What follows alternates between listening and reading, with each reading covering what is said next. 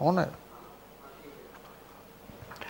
परीक्षा की तैयारी हमारे और आपके बीच में है, तो हम और आप दोनों माध्यम हैं इस मंच को साझा करने के लिए। तो आपके द्वारा जो बात सामने आते आएगी उसी के प्रतिक्रिया में मैं अपनी बात रख सकता हूं। लेकिन मान के चलिए कि अगर आप अपनी बात नहीं रखते हैं तो मुझे यही लगेगा कि आपने सारी तैयारी कर ली है।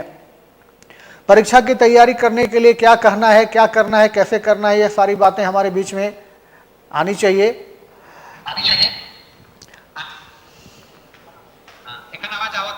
हाँ, बढ़िया बात कह ली रौड़े का, अगर आवाज आवत है तो साउंड करो बहुत।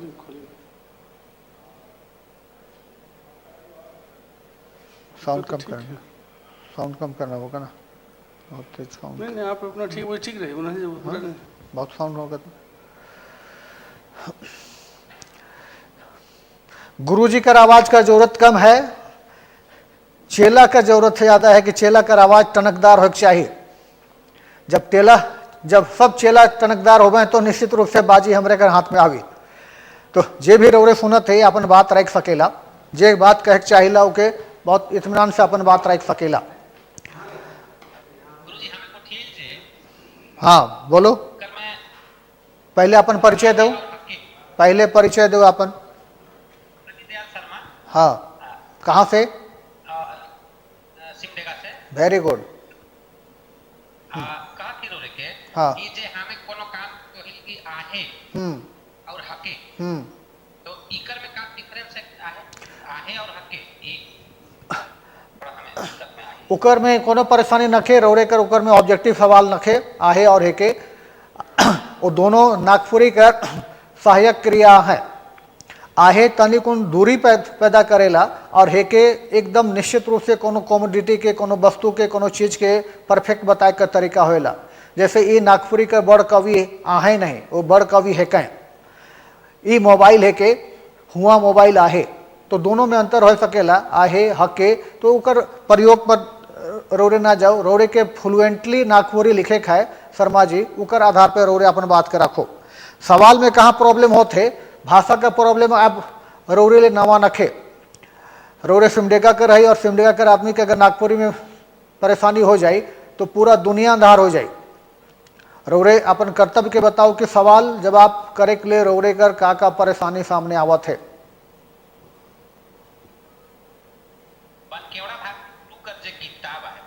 हाँ, गुरुजी उकर हमर जे देखे कर जे हमर विचारधारा है, सबसे पहले उकर में हमें जे कविता मन के देखती तो कविता जे हमर खड़ी बोली में दिखत है, तो या फिर खड़ी बोली में दिखत है या फिर हिंदी में दिखत है, तो ओके हमके नागपुरी में अपन के शब्द के परिवर्तित करे खाए जे क्वेश्चन नखे परिवर्तित करे, उकर में विश्लेषण करके रौरे के लिखे खाए। परिवर्तन करे का जरूरत न के, विश्लेषण करके लिखे खाए। रौरे अपन नाम शर्मा जी बता ली, तो शर्मा जी में तालिब शाह इस्तेमाल करेला कि दंत शाह इस्तेमाल करेला। अपन नाम के तो रौरे नागपुरी में परिवर्तित नहीं करत है सरनेम के, तो हुआ भी जिसन कविता है रौरे का बन केवरा का उपयोग का है।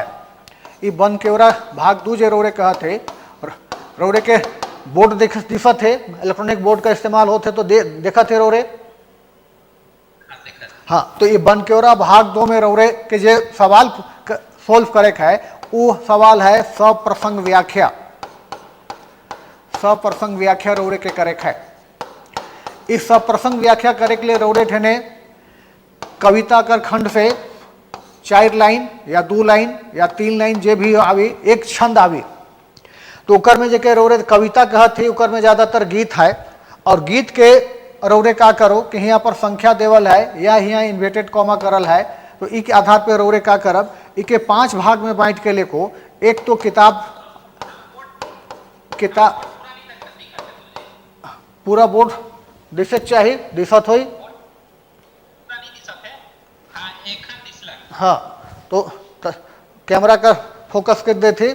किताब कर साथ शीर्षक इकर बारे बताए है, उकर बाद कवि कर बारे बताए है, उकर बाद रौरे के प्रसंग कर बारे बताए है, और रौरे के बताए है भावार्थ के बारे में, और विशेषता कर बारे में। रौरे के सब किताब कर उस किताब को पूरा का पूरा आर्टिकल के पढ़े के नखे। रौरे का सवाल कितना बनी बन के ओरा से 2 गो सवाल बने, एक सवाल पद से करे खाए और एक सवाल रौरे के गद्य से करे खाए। परीक्षक मेहरबान होवे तो 2 ठो देवे, 1+1 करे खाए रौरे के 1 से चलते इकर में कहाँ से करे खाए एखन भी रौरे सचेत हो जाओ। रौरे में बहुत टाइम है। पहला टॉपिक है सुमरहु सतगुरु के नाम, वो इम्पोर्टेंट है। मधुपुरे गेल हरि, ये इम्पोर्टेंट है। ऋतु बसंत, वो इम्पोर्टेंट है। उसके बाद शक्ति अर्जन बिना, वो इम्पोर्टेंट है। तो 3-4 ठो के देख लो, रौरे देख लो उपेंद्र पाल नहन के, और बहुत हुई तो नगड़ा और गोरिया मधु मंशोरीकर, ये 4-5 आर्टिकल के देखब तो रौरे का व्याख्या 2 ठो पोइट्री में पकड़ा जाक चाहिए। रौरे के 1 ठो व्याख्या करे है। सवाल अनुसार रौरे के व्याख्या ले 2 ठो पद भाग देवे मन, तो खासकर पूर्णा कवि के देखो आसान हो जाए। उकर में पहला में बताया है किताब और शीर्षक के बारे में ज़्यादा से ज़्यादा रौरे के 30 से 40 शब्द बताए है। कवि के बारे में भी 30 से 40 शब्द बताए है। प्रसंग के बारे में 40 से 50 शब्द बताए है। भावार्थ के बारे में 40 शब्द बताए है। विशेषता के बारे में 40 से 50 शब्द बताए है। तो इकर में रौरे के सिर्फ प्रसंग जाने है। तो प्रसंग में का जानब, विशेषता के विषय वस्तु के जानब रौरे कि विषय वस्तु कहाँ से देवल जाते। अगर वो कृष्ण काव्य है तो ब्रज भूमि का वर्णन होई, निर्गुण काव्य है तो निराकार ब्रह्म का उपासना होई, प्रकृति चित्र है तो ओकर आधार पर होई। तो रौरे वो आधार के देखो कि विषय वस्तु का है। अब वो विषय वस्तु के ही प्रसंग बनाल जाएला। से चलते भावार्थ पे रौरे सिर्फ ओकर माने लिखो और विशेषता लिखे के लिए रस, छंद, अलंकार वगैरह है। रस का प्रयोग कालके होए, छंद का प्रयोग कालके होए, अलंकार का प्रयोग कालके होए, राग का प्रयोग कालके होए। तो कुल मिला के रौरे के यहाँ पर ही कहे का जरूरत है कि रस, छंद, अलंकार का प्रयोग कवि का द्वारा सुपर ढंग से करल जाए, जेकर से ई रचना नागपुरी काव्य परंपरा कर या काव्य संसार कर गोटे अनुपम उदाहरण बनेला। इके सहज रूप से गावल भी जा सकेला और जेकर प्रभाव नागपुरी काव्य संसार में ज़्यादा है। इतना बात रौरे बता सकेला। तो वन केवरा से रौरे कर 1 क्वेश्चन पोइट्री से हो चाहिए करे के लिए और 1 क्वेश्चन गद कर सब प्रसंग व्याख्या ले। तो गद कर जो सब प्रसंग व्याख्या करब उकर में कहानी के चुन लो। सोंझेर कहानी है, जांग कर घाव कहानी है, रौरे का सिमडेगा कर लिखे वाला कुमारी बासंती है, उनका रचना के पढ़ लो, सवाल पढ़ लो और सौर ऊर्जा के पढ़ लो। ज़्यादा चांस है कि 3 में से 2 गो व्याख्या रौरे कर गद में आयोग चाहिए। उस संवाद का रूप में ज़्यादा होएला तो के लिखे का तरीका खाली रौरे विशेषता में बदलब। वो विशेषता में का हुई शब्द संबंधी विशेषता, वाक्य रचना संबंधी विशेषता और वाक्य प्रयोग का जो मुहावरेदार भाषा शैली हुई तब उकर आधार पर, या तो फिर जौरे जब ओके जब संवाद देखते तो संवाद छोट होके चाहिए, संवाद गंभीर होके चाहिए, संवाद विषय वस्तु के प्रभावित करे वाला होके चाहिए। तो अगर इतना बात अगर ओकर में है तो रौरे जान सकेला कि वो सब प्रसंग व्याख्या ठीक देखते। मतलब रौरे के 180 से 200 शब्द कर बीच में लिखे है। 5 पैराग्राफ करो सामान्य तरीके से। 1 पैराग्राफ में 40 से 50 शब्द से अधिक नहीं होना चाहिए। अगर उके छोट करे चाहती तो कर सकेला। जैसन रौरे कह सकेला कि बन केवरा नामक किताब नागपुरी का प्रतिनिधि संकलन किताब है के जेकर में चुनल रचना मन विद्वान निर्देशक मंडल का द्वारा संकलित करल जाए और नागपुरी काव्य संसार का शोभा बढ़ाल जाए। जेकर में फलना शीर्षक से ई काव्य पंक्ति लेवल जाए। तो ये 1 पैराग्राफ रौरे कर निश्चित हो गया उकर आधार पर। उकर में रौरे कोई अंतर नहीं कर सकेला। दूसर अंतर करे कर जरूरत है कवि के बारे में। जे कवि कर सप्रसंग व्याख्या आवत है उकर बारे में सीधा कहो कि प्रस्तुत कवि नागपुरी काव्य संसार कर नामी गिरामी कवि है कहीं जेकर रचनात्मक प्रभाव नागपुरी काव्य में जबरदस्त है। तभी तो हमरे ई कवि कर रचना खासियत के बन के ओरा कर माध्यम से जाना थी। खत्म हो गया 2nd पैराग्राफ। 3rd पैराग्राफ में रौरे का होई कि 3rd पैराग्राफ में रौरे प्रसंग लिखब। प्रस्तुत काव्य पंक्ति या ऊपरी देवल काव्य पंक्ति के प्रसंग नागपुरी काव्य संसार कर प्रसिद्ध विषय से लेवल जाए, खासकर ओकर में निर्गुण काव्य से संबंधित होके चाहिए या कृष्ण काव्य से होके चाहिए, तो ओकर प्रसिद्ध विषय कह सकेला जेकर में उस संदर्भ के टटोले कर प्रयास करो कि कहाँ से लेल जाए। अगर उस संदर्भ के रोरे बताते तो बहुत आसान हो जाए रोरे के समझे के तरीका, तो रोरे वो आधार पे जाओ समझ सकेला। चौथा में भावार्थ पर लिखे है कि ओकर सीधा सीधा माने का निकलत है। और पांचवा में रोरे सीधा सीधा ओकर में देखे के चाहिए कि रस छंद अलंकार राग काव्य धावनी मनक प्रस्तुति काला के होए। अगर लिखे का तरीका के रोरे डिजाइन कर सकीला तो 10 में से 8 नंबर 9 नंबर आसानी से मिलेला। अगर हमार बात पे विश्वास नहीं हुई तो बढ़िया से लिखे का प्रयास करो और RTI से अपन कॉपी के भी बाद में देख ले, नंबर मिलेला 10 कर 10 नंबर मिलेला। तो रोरे का व्याख्या संभवतः 7 नंबर का होना चाहिए, एक व्याख्या 7 कर दूसर व्याख्या 7 कर, तो ये आधार पर रोरे के जाग चाहिए। अब केकरो दूसर क्वेश्चन है तो पूछ सके ना कोई और। एक विषय है जे कवि दोबारा बताओ।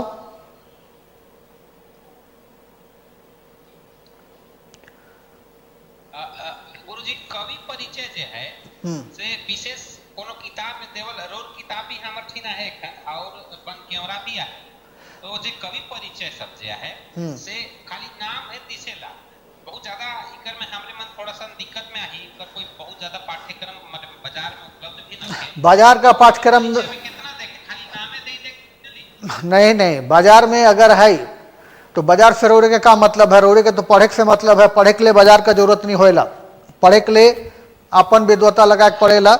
और कवि वहे होए ना जे अजर अमर होए ना, ओकर बारे में लिखे का तरीका रोरे ठन होके चाहिए।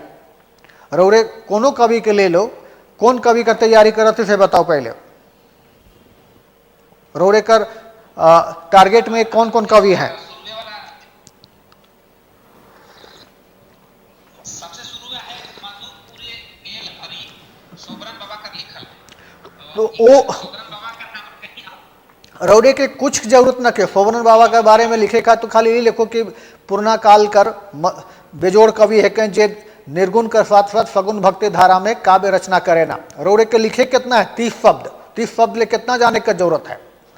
रौरे सिमडेगा में रहीला तो खाली एक चीज का खाली जाने का कि सिमडेगा कौन जिला में है कौन रास्ता में है, खत्म हो गया। यहाँ रौरे के बहुत कवि के बारे में एनालिसिस, कवि परिचय थोड़े लिखा थे। कवि परिचय लिखे के लिए दूसरा सवाल बने जो काव्य सौंदर्य काव्य वैभव काव्य साधना रचनाशील कवि कर विशेषता नागपुरी काव्य में स्थान वो हुएला कवि परिचय। तो उकर में रौरे कम से कम 450 शब्द लिखब। उकर टारगेट है पिछला साल हनुमान सिंह आए रहे, अबरी काव्य चाहिए जय गोविंद में अबरी काव्य चाहिए रौरे कर कंचन महाकवि कंचन घासीराम जेके नागपुरी का विद्यापति कहल जाएला। उकर बाद बहुत हुई तो महंत घासी, ये 3 कवि के महंत घासी कर कवि परिचय लिखे के लिए रोड़े के बनकेरा भाग 2 कर पहला आर्टिकल के पढ़ो जो सुमरहु सतगुरु का नाम है, ओकरे आधार पर कवि परिचय लिखल जा सकेला। से चलते ओकर में कोई कठिनाई न के रोड़े अपन बात के रख सकेला। रोड़े कर धन्यवाद। हाँ, रौरे का जो सवाल है वो सवाल सीधा सीधा है। कवि परिचय लिखे के लिए भी 5-6 पॉइंट होना चाहिए। पहला कवि परिचय लिखा थे रौरे केकरो पर, तो नागपुरी काव्य संसार के बारे एक पैराग्राफ लिखो कि रघुनाथ निरपति नागपुरी काव्य कर पहला कवि है कहें। ओकर बाद तो नागपुरी में कवि गीत कविता लिखे का परंपरा चल गलक।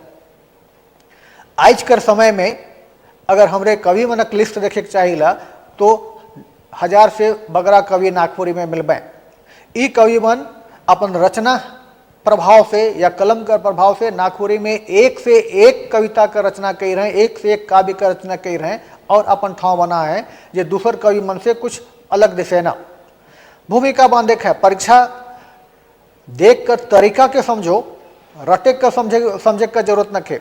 रोरे बिना जानले भी रघुनाथ निरपति से लेके आज तक कर कवि परिचय में लिख सकेला। डॉक्टर विश्वेश्वर प्रसाद केसरी 1000 कवि का लिस्ट बताएं, तो 1000 कवि में उनकर भी नाम हुई, वो कवि का बड़ाई करो।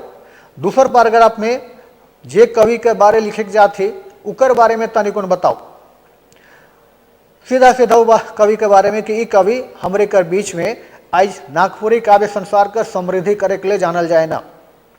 इनकर काव्य रचना नागपुरी काव्य कर सौंदर्य के बढ़ाएला, ई कवि हमरे ले प्रेरणा स्रोत है कहें जे आवे कोला पीढ़ी के अपन रचनात्मक प्रभाव से जोड़ले हैं। ई 4-5 बात बताओ, 7-8 लाइन 6-7 लाइन तो रोड़े कर हो जाए। तब तीसरा में बताओ कि उनका पारिवारिक वर्गीक विशेषता क्या है, वो कौन कौन बात के विशेष धारण करे ना, कौन कौन शिक्षा है, कौन गांव का रहे कवला है, पेशा का रहे का, लेकिन यहाँ कवि और कविता के बारे में जाने की जरूरी होएला। उकर बाद सीधा कि उनका कौन कौन कृत्य लिखल जा है, का वो लिख हैं, तो उकर में रोड़े नागपुरी काव्य कुंज को उठा के देख लो, बहुत जानकारी मिल जाए कि कौन कौन लिख हैं। नहीं तो रोड़े मन के क्लास में लिखाल जा रहे कि क्लास में कौन कौन कवि के बारे में डिटेल है, 6-7 आर्टिकल रोड़े के लिखाल जाए कवि परिचय में, तो उकर आधार पर रोड़े देख लो। उकर बाद में कीर्तिकर जहाँ चर्चा होएला, उकर बाद में उकर कुछ उदाहरण चाहिए, कवि का रचनात्मक सौंदर्य जो है उके जाने के लिए शिल्प और भाव दुजों के व्यक्त करे के लिए दो को उदाहरण दो, और लास्ट में निचोड़ लिखो। कवि परिचय सबसे सहज क्वेश्चन होएला लिटरेचर का विद्यार्थी ले। अगर रोरे लिटरेचर का विद्यार्थी आई तो कोई दिक्कत नहीं हुई। तो चलो रोरे से बात करल बाद दूसर से भी बात करब, और भी हैं, कोई और हैं उनका सवाल? थोड़ी कम आवाज आ रही है, आप बोलिए।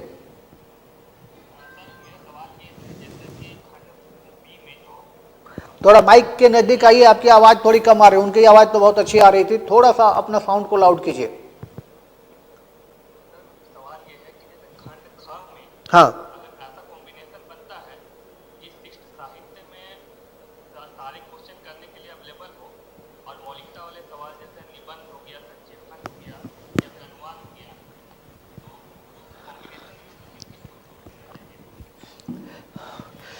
मैं स्ट्रक्चर बता देता हूं आपका कि स्ट्रक्चर क्या होगा। आपके सवाल के स्ट्रक्चर देखिए कि सवाल कैसे होने चाहिए। आपको बोर्ड दिखाई दे रही है? हाँ, अब यहां पर सवाल कितने करने हैं? पहला जो सवाल होगा नंबर 1, इसमें आप देख सकते हैं पहला सवाल में संक्षिप्त नोट्स आना चाहिए, संक्षिप्त notes.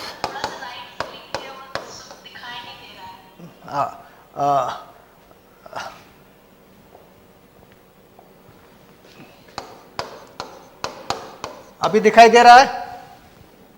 Yes sir thank you. हाँ, अब आप देखिए कि जो पहला सवाल आपका बनेगा यह संक्षिप्त नोट से बनेगा। यह परंपरा है संक्षिप्त नोट्स में किसका। अब यहां पर भाषा और व्याकरण से आपने व्याकरण में क्या क्या पढ़ा है? पहला तो देखिए कि यहां पर भाषाकर विशेषता, भाषाकर विशेषता कौन भाषाकर? नागपुरी कर। अब इस विशेषता में ध्वनि भी हो सकता है, वाक्य भी हो सकता है, पहला चीज, या पूरा का पूरा नागपुरी भाषा का इंटायर विशेषता हो सकती है। अब दूसरा क्वेश्चन बनेगा यहां पर लिपि संबंधी, लिपि संबंधी। तीसरा क्वेश्चन बनेगा लिपि संबंधी में कोई भी लिपिकर का योगदान होएला, भाषा विकास में लिपिकर का महत्व है, नागपुरी लिखे के लिए कौन कौन लिपिकर जरूरत होला, देवनागरी लिपि का विशेषता क्या है, नागपुरी लिखे के लिए कौन सुपट लिपि आए। तो 4-5 बिंदु को उठा के देखिए, सारे नोट्स में मिलेंगे आपके। मुक्ता आपके नोट्स में होगा, मुक्ता सोरेन आपने नोट्स लिया होगा तो हाँ, तो यहां पर लिपि संबंधी में एक सवाल निश्चित होंगे। अब उद्भव विकास में थोड़ा बहुत क्वेश्चन देख सकते हैं, उद्भव विकास में ये भी शॉर्ट नोट्स का विषय होगा। उद्भव विकास में कोनो विद्वान कर मत,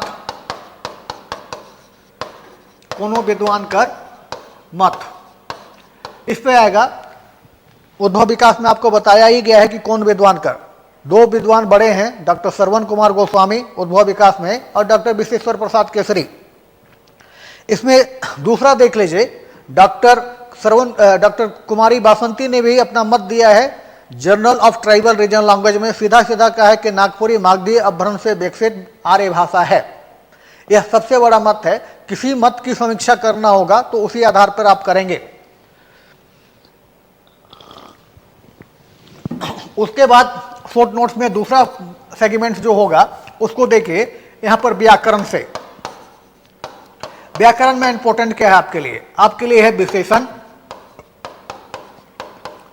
आपके लिए है क्रिया विशेषण, क्रिया विशेषण, आपके लिए होगा लिंग, लिंग संबंधी। अब इसमें एक क्वेश्चन और जोड़ लीजिए, कोनो एक व्याकरणकार, कोनो एक व्याकरण लिखे वाला व्याकरणकार। यहां पर आपके फुटनोट्स के टॉपिक मान के चलिए कि खत्म हो जाएगा। मतलब आपको फुटनोट्स में क्वेश्चन आते हैं 7 गुना 5 बराबर 35। तो ये 35 मार्क्स के लिए मान के चलिए ऐसा। अगर इसमें बहुत कुछ जोड़ना है तो कोनो एक व्याकरण का परिचय, कोनो एक व्याकरण का परिचय। अब यहां पर क्रिया विशेषण कहां से निकल रहा है? क्रिया विशेषण निकल रहा है अव्यय से। तो आपको अव्यय जानना होगा। अभी तक क्रिया पर कोई सवाल कोई भी जेपीसी में नहीं पूछी गई है, तो क्रिया पर भी एक सवाल हो सकता है। तो आप मान के चलिए कि यहां पर विशेषण, क्रिया विशेषण, लिंग के साथ साथ क्रिया, मतलब आपका व्याकरण पूरा हो जाता है यहां पर। तो इससे ज्यादा पढ़ने की जरूरत नहीं है। सर्वनाम पिछले बार आया, वचन भी किसी तरह से आया, काल भी आया, तो सबको आप छोड़ के दूसरा चीज पढ़िए। अब यहां पर एक सवाल और बढ़ा दीजिए, कोनो एक विद्वान का परिचय, कोनो एक विद्वान का परिचय।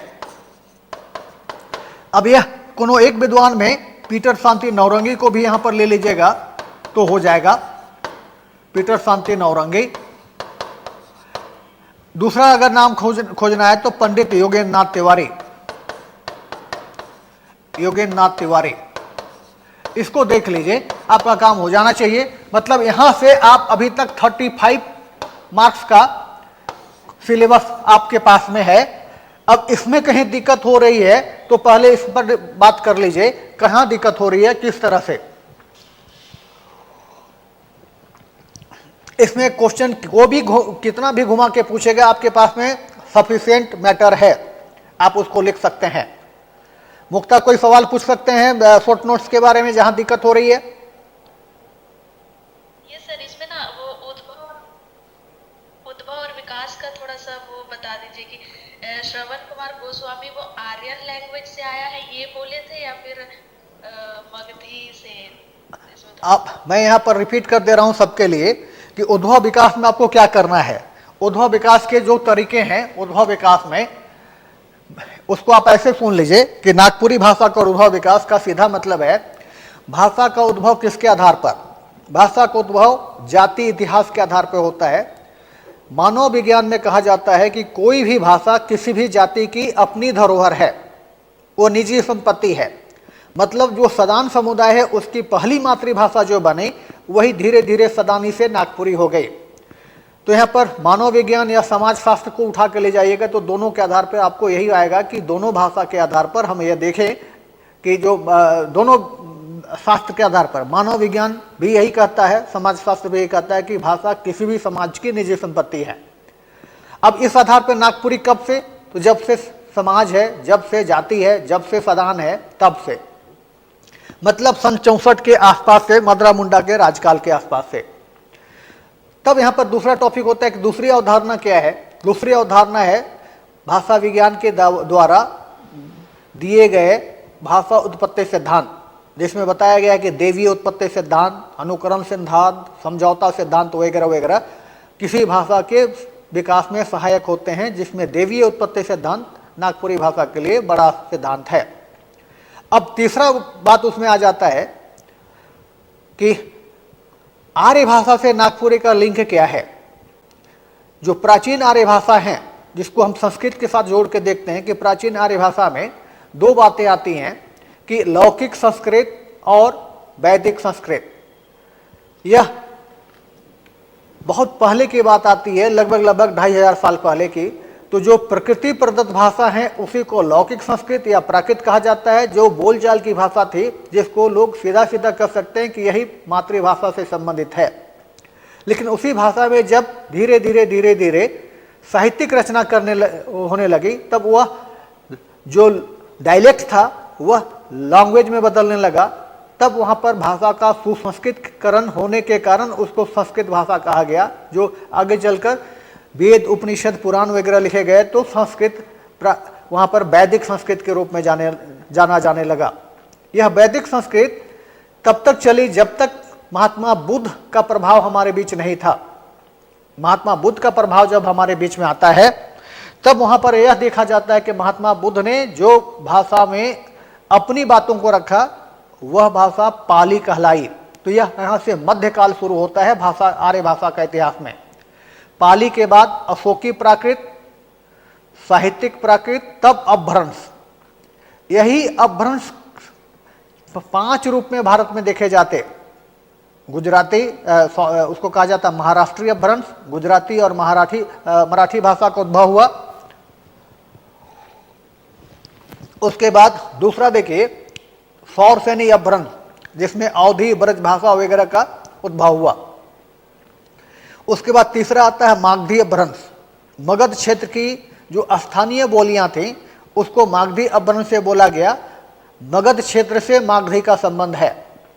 इसी बात को लेकर संस्कृत साहित्य का इतिहास से जोड़ा जाता है। उड़िया, बंगला, भोजपुरी, मगही, मैथिली, नागपुरी सब इसी मागधी अपभ्रंश की देन है। इसी पर डॉक्टर श्रवण कुमार गोस्वामी ने कहा है कि 10वां 11वां शताब्दी के आसपास में मागधी अपभ्रंश से नागपुरी का आधुनिक रूप में विकास हुआ। तो नागपुरी आर्य भाषा है, नागपुरी मागधी अपभ्रंश से विकसित है, नागपुरी आधुनिक आर्य भाषा है।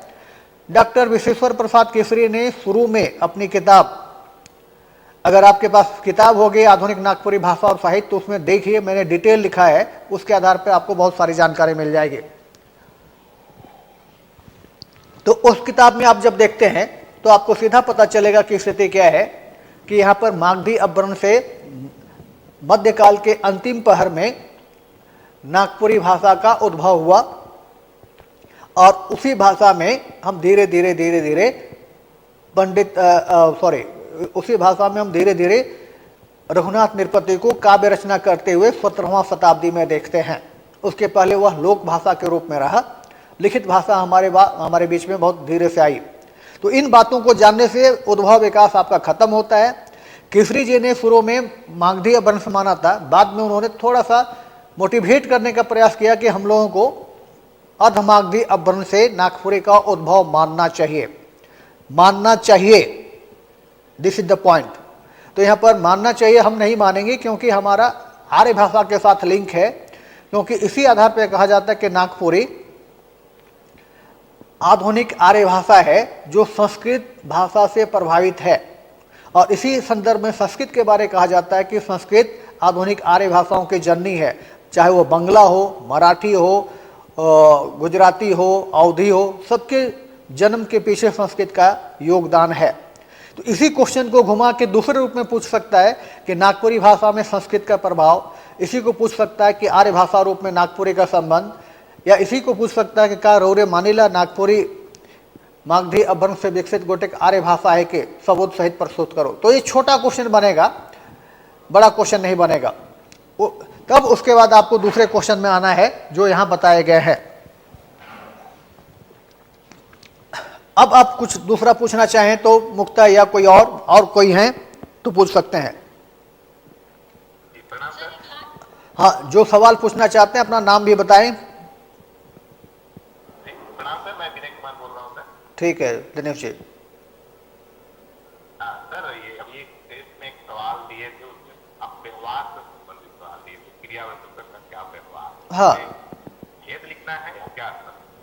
देखिए व्याकरण में मैंने एक सवाल को घुमा दिया, आपने टेस्ट देने का प्रयास आप लोगों ने किया, तो मेरा रोल क्या होता है कि क्वेश्चन को थोड़ा घुमाया जाए, कठिन परिस्थिति में आप टेस्ट दें। आपकी कमांडो ट्रेनिंग हो रही थी, क्योंकि आप लिखने में कैसे आप रट के तो आ जाते हैं, लेकिन सवाल घूमता है तो आप कैसे करते हैं।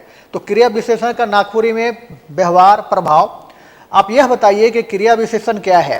क्रिया विशेषण का सीधा मतलब है कि जे पद से क्रिया संबंधी विशेषता जानल जाएला उके क्रिया विशेषण कहल जाएला।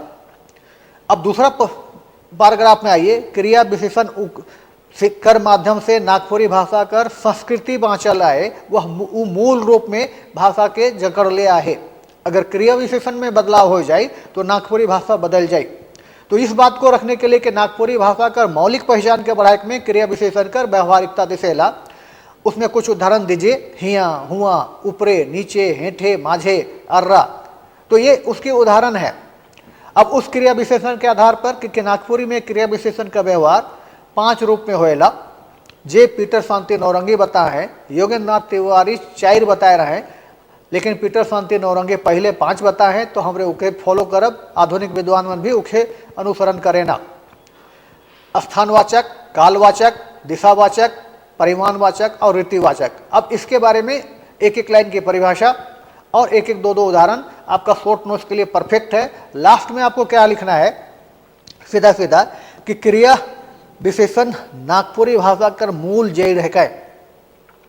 नागपुरी भाषा कर माध्यम से इकर मूल अस्तित्व बाँचल है, का लेके इकर में दूसर भाषा का प्रभाव नहीं आवेला, ओके हमरे नहीं देख सकेला। से चलते कोनो भाषा के मूल अस्तित्व में रखे का काम क्रिया विशेषण करे ना। से चलते क्रिया विशेषण का व्यवहारिकता संस्कृति और समाज शास्त्र कर अनुसार आहे। ये बात को अगर आप ठीक से समझ लेते हैं तो आपका कोई भी क्वेश्चन होगा आप लिख सकते हैं।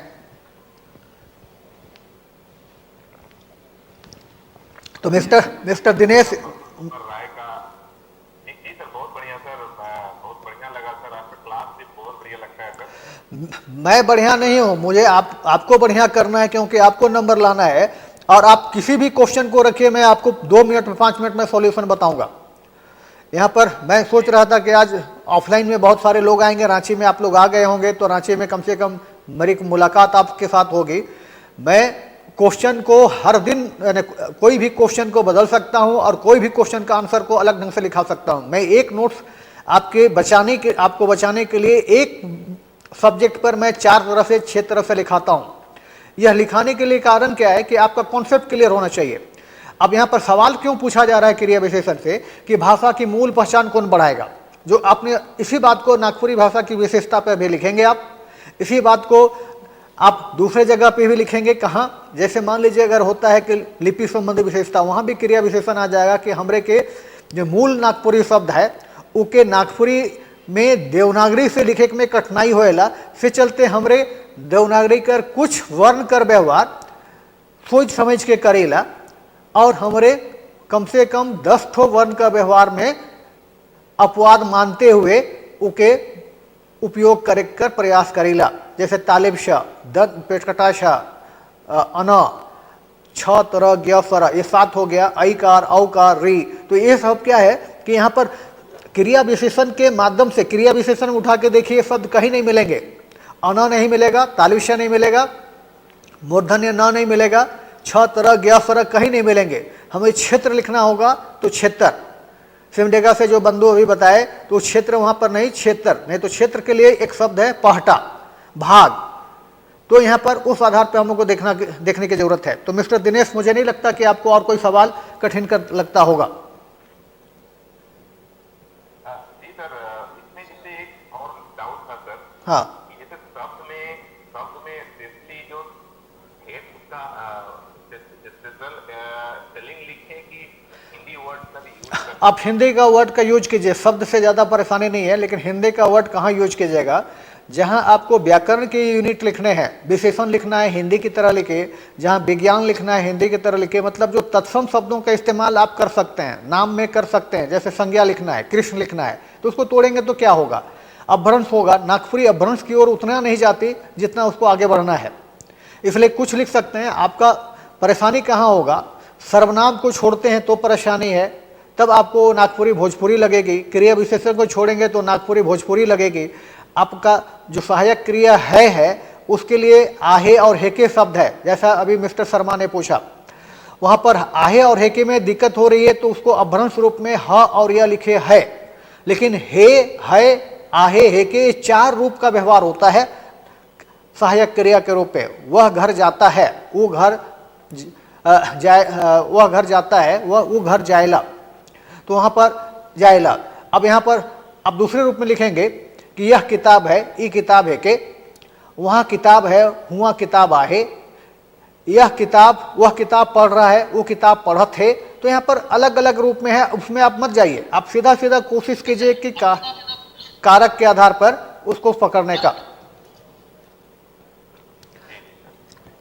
नेक्स्ट कहने का, और सर एक आपने दिया था एक आपने दिया था सर कि अनुवाद के लिए हाँ कि आप सबको भी ये सोचना चाहिए, तो उसमें रौरे मन के प्रोजेक्ट चाहिए हाँ या राउर के प्रोजेक्ट चाहिए, तो राउर में क्या आएगा, आकार आएगा या नहीं? नहीं, राउर में आकार होगा तो अपभ्रंश हो जाएगा, वो क्षेत्र विशेष के आधार पर है।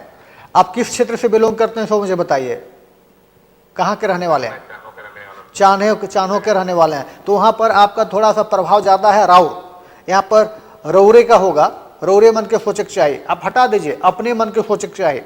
तो यहाँ पर है क्या कि थोड़ा सा प्रोनाउंसिएशन में कहीं कहीं दिक्कत होता है, तो लोग मान लेते हैं कि हम ठीक बोल रहे हैं। यहाँ पर जिसकी भाषा माने जिसकी लाठी उसकी भैंस, मतलब आप जो भाषा बोल रहे हैं आपकी वह मातृभाषा है, इसलिए हम और आप उसमें बहुत दबाव नहीं डाल सकते। वो दबाव कहाँ बनता है कि आप उस शब्द पे जो अभ्यस्त हैं उसी के आधार पे कीजिए। राउर के जगह में अपने हो जाएगा तो बहुत लोग अपने में भी उच्चारण अलग कर लेते हैं, आपने, तो होना चाहिए अपने।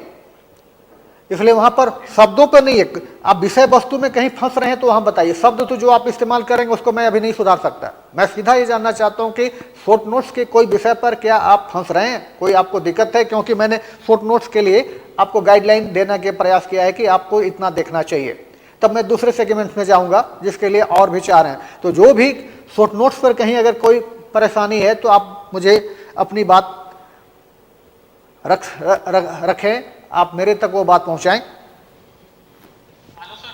हाँ सर ये जो क्वेश्चन ईसाई मिशनरी मतलब कि योगदान से उसका तो सर ज्यादा कंटेंट नहीं है। पहले आप अपना नाम बताइए बंधु। अभिषेक कुमार गुप्ता नाम है, मैं बालूमात लातेहार से। हाँ मिस्टर अभिषेक, कंटेंट कैसे नहीं है? ईसाई मिशनरी झारखंड में 1844 में आते हैं, बेथेसदा नामक स्टेशन तैयार करते हैं, भाषा का अध्ययन करते हैं। अब ये जो भाषा का अध्ययन करते करते इनको 1896 में पहली किताब लिखते हैं, notes on the Ganwari dialect of Lohardaga Chota Nagpur. उसके बाद दूसरा व्याकरण आता है, grammar of the Nagpuria Sadani language 1906 में। 1931 में तीसरा व्याकरण आता है, लैंग्वेज हैंडबुक सदाने। यह पहला सेगमेंट है कि विदेशी ईसाई मिशनरियों का। अब उसके बाद 1907 में देखिए कॉनराड पी इडनेस नागपुरी गद्य विकास शुरू करते हैं। गद्य विकास में नावा नियम का पहला ग्रंथ, फिर दूसरा ग्रंथ, फिर तीसरा ग्रंथ, फिर पांचवा ग्रंथ लिखते हैं। उसके बाद अल्फ्रेड पी बुन का नाम आएगा, जे जोन्स का नाम आएगा, उसके बाद आएगा आपका लोर्डिन कार्डन का, एंथोनी सोयस का। नाम तो बहुत हैं, लेकिन इन सभी ने क्या क्या किया? किसी ने लोक साहित्य का संकलन किया, तो किसी ने रोमन लिपि में नागपुरी लिखने का प्रयास किया, किसी ने बाइबल का अनुवाद किया, किसी ने संत मती, संत मरकोस, संत जोहन, संत लूकस के धार्मिक संदेशों को अनुवाद करके नागपुरी में लिखने का प्रयास किया। आपके पीटी में एक क्वेश्चन था, पीटर शांति नौरंगी का प्रयास में यीशु चरित चिंतामण, वह भी ईसाई मिशनरी ही हैं। तो पीटर शांति नौरंगी तक का जो कॉलम है वहाँ तक आप ले लेंगे तो यहाँ पर इतना मटेरियल है कि उस पर थीसिस लिखी गई है। पीटर शांति नौरंगी के व्यक्तित्व और कृतित्व पे दो मैंने एक थीसिस तो सीधा डॉक्टर गिरधारी राम गंझोगिरिराज ने लिखा, और एक थीसिस बहुत पहले उसी को लक्ष्य करके आप डॉक्टर श्रवण कुमार गोस्वामी का किताब पढ़ेंगे तो उसमें मिलेगा। इसलिए वहाँ पर है, इसलिए आपको वहाँ पर यह जानने की जरूरत है कि वो क्वेश्चन इम्पोर्टेंट है बंदो, किसी न किसी रूप में गद्य विकास में, लोक कथा संकलन में, या तो फिर रोमन लिपि को नागपुरी लिखने में, ये सब है। तो इसलिए वहाँ पर जान लीजिए थोड़ा। मैं 2 मिनट में ही आपकी बात को खत्म करता हूँ कि मैटर इतने हैं कि आप रिसर्च कर सकते हैं, पीएचडी थीसिस लिख सकते हैं, लिखा भी है। दुलू फ्रांसिस वेगरा ने लिखा है कि नागपुरी भाषा के विकास में ईसाई मिशनरियों का योग। तो इस टॉपिक को अगर आप सीधा अगर मान लीजिए आपका सवाल आता है कि नागपुरी भाषा विकास में ईसाई मिशनरी माने योगदान का समीक्षा करो, तो आप नागपुरी में कहता ना हकैंद के लिखो, मतलब एकदम गरज के लिखे, मन दम लगा कर लिखे कि नागपुरी भाषा कर विकास में जे ईसाई मिशनरी माने योगदान है, उकर में तो रांची विश्वविद्यालय में गोटेक पीएचडी शोध प्रबंध प्रस्तुत करल जाए है दुलू फ्रांसिस वेगरा का द्वारा। जब पीएचडी शोध प्रबंध प्रस्तुत करल जाते तो निश्चित रूप से इकर योगदान का समीक्षा तो होके चाहिए, साथे साथे मूल्यांकन भी होके चाहिए। यदि ईसाई मिशनरी में नागपुरी में नहीं आए रहते हैं तो नागपुरी भाषा का कद आज नहीं बढ़ता। 1896 से एवं नागपुरी भाषा का कद बढ़ाते बढ़ाते 1965 तक चैला लें और 1965 में नागपुरी कर माइलस्टोन तैयार कर दिलें या नागपुरी के आधुनिक भाषा बनाए बटे नागपुरिया सदानी बोली का व्याकरण पीटर शांति नौरंगी लिख दिले। इसलिए बात को लिखने में आपको कोई हर्ज नहीं है, आप कर लिख सकते हैं, इसलिए सुना हुआ मैटर आपको याद होगा, दिक्कत नहीं है। चलिए दूसरा कोई सवाल किन्हीं का फोर्ट नोट्स को लेकर। सर आदिवासी पत्रिका के बारे में थोड़ा सा डिटेल में बता दीजिए, सिर्फ डेट और ये याद है, मतलब कौन लिखे थे उसके अलावा। बस उतना ही है, आपको उसमें बहुत ज़्यादा नहीं फंसना है। मुख्यतः उसमें सीधा सा बात है कि आदिवासी पत्रिका फरवरी 1947 से छपना शुरू हुई बिहार सरकार के जनसंपर्क विभाग के माध्यम से। पहला नागपुरी पत्रिका है जो डोरंडा रांची से 1947 में शुरू हुई। यह पत्रिका 4 अंक तक नागपुरी में सीधा आई, उसके बाद धीरे धीरे करके जब मैटर नहीं होने लगे तो थोड़ा बदलाव आया। राधा कृष्ण इसमें संपादक बने और यही राधा कृष्ण आगे चलकर रांची आकाशवाणी से नागपुरी भाषा के प्रशासकीय पदाधिकारी बने जो नागपुरी विकास के लिए योजना बनाए। आज भी आदिवासी प्रकाशित होती है। इस आदिवासी में जो स्वतंत्रता दिवस और गणतंत्र दिवस के आसपास में जो स्मारिका निकलती है उसमें नागपुरी के अकूत संपत्ति भरे हुए हैं, अकूत रचना भरे हुए हैं जो नागपुरी भाषा के विकास के लिए जाने जाते हैं। सुशील कुमार लाल, कृष्ण कुमार सिन्हा, गंदूराम मुंडा वगैरह वगैरह इसके संपादन करते रहे और नागपुरी का कद्र को ये लोग दिनों दिन बढ़ाते रहे और आज यही आदिवासी पत्रिका में अन्य भाषाओं की भी लेख छपते हैं। तो ये छोटी सी जानकारी है जो आपके उस आधार पर है। ये छोटी नहीं, 150 नंबर लिखने के लिए इतना मैटर काफी है। नेक्स्ट कोई दूसरा कोई नागपुरी भाषा का क्षेत्रीय रूप उसको मत जानिए, वो आपके पहला तो आप अपना नाम बताइए पहले। मैं रोशन कहाँ के रहने वाले हैं? रोशन पलामू पलामू के हैं। आप यह देख लीजिए कि क्षेत्रीय रूप क्या होता है। बोली और भाषा के बारे में सीधा क्या गया है, कहा गया है 3 कोस में बदले पानी 7 कोस में बदले बानी। यही इसका मूल आधार है। इसलिए हर भाषा अपने सामाजिक और भौगोलिक परिप्रेक्ष्य में बदलती है। आप पलामू में भी देखिएगा जो आप बोलते हैं वह नागपुरी है या भोजपुरी है, आज तक पता नहीं है, उसको पलमोहा कहा जाता। अब यहाँ पर स्थिति क्या है कि नागपुरी अगर रांची में लिया जाए तो 6-7 तरह की खुद बोली जाती है। मतलब भौगोलिक विस्तार के साथ साथ और जातीय समीकरण के साथ नागपुरी का क्षेत्रीय रूप अलग अलग होता है। डॉक्टर विश्वेश्वर प्रसाद केसरी ने 3 रूप का जिक्र किया है। कौन कौन? तो पहला है उच्च नागपुरी जो राज दरबारी नागपुरी थे, जो एलिट क्लास के नागपुरी थे। दूसरा था बंगला मेसा नागपुरी जो आज कुरमाली पंचपरगनिया हमसे अलग हो गए, वह नागपुरी का ही भी भाषा थी एक समय। तमाड़, बुंडू, राहे वगैरह वगैरह है, नागपुरी में बंगला का प्रभाव वहीं से आता है। और तीसरा था गांव देहात के नागपुरी या ठेठ नागपुरी। लेकिन अब उसको आप भूगोल के आधार पर देखेंगे तो क्षेत्र विशेष के आधार पर, जैसे आप पलामू में है, महुआ टांड में खूब अच्छी नागपुरी बोली जाती है। गढ़वा में भी आपका नागपुरी उधर बोली जाती है जिधर बड़गढ़ का एरिया है जो छत्तीसगढ़ से लगा हुआ एरिया है, उसमें नागपुरी बहुत अच्छा है। उसके बाद आपका चतरा लातेहार तक में जो नागपुरी है, चंदवा के आसपास में या तो फिर उधर रेलवे स्टेशन के आगे जो उधर है जहाँ पर पेशरा जंगल है, वो पूरा का पूरा नागपुरी क्षेत्र है। तो यह भौगोलिकता के आधार पर नागपुरी अलग अलग है। तो क्षेत्रीय रूप में मत जाइए, क्षेत्रीय रूप में सवाल नहीं आएगा। मानकीकरण का होता तो पूछा जाता, लेकिन यहाँ पूछा जा सकता है कि नागपुरी का मानक रूप आगे सुझाव दो। तो मानक रूप के लिए क्या है कि भाषा का जब तक कोई संपादन नहीं होगा, कोई बड़े संपादक हमारे बीच में नहीं आएंगे जो व्याकरण और भाषा के उच्च स्तर को समझने की प्रक्रिया में नहीं होंगे, तब तक किसी भी भाषा के मानकीकरण नहीं होगी। और भाषा के मानकीकरण तभी होगी कि जब सरकार उसमें कमेटी बनाए, सरकार उसमें डायरेक्ट इन्वॉल्व हो और उसमें भाषा अकादमी का गठन हो, तब लेखकों को, रचनाकारों को, शिक्षकों को, विद्यार्थियों को उस भाषा से जुड़ने का सही मौका मिलेगा। इसलिए मानकीकरण का प्रसंग तभी अधूरा होगा कि जब सरकार इसमें डायरेक्ट इन्वॉल्व नहीं होती। तो ऐसे करके क्षेत्रीय रूप को छोड़ दीजिए, उसमें सवाल नहीं बनेंगे। मैंने यहाँ पर जो सवाल बनने वाले हैं मैंने बता दिया। नेक्स्ट कोई दूसरा? सर एक लॉन्ग में पूछे हुए थे सर आप, व्याकरण भाषा विकास में काल रखे सहायक आहे, ये बात पर विचार करते कोनो एक व्याकरण कर विशेषता के रेखा। अब वहां पर जो तो इसमें क्या बताना? इसमें व्याकरण का रोल क्या होता है? अगर व्याकरण नहीं होगा तो भाषा क्या होगी?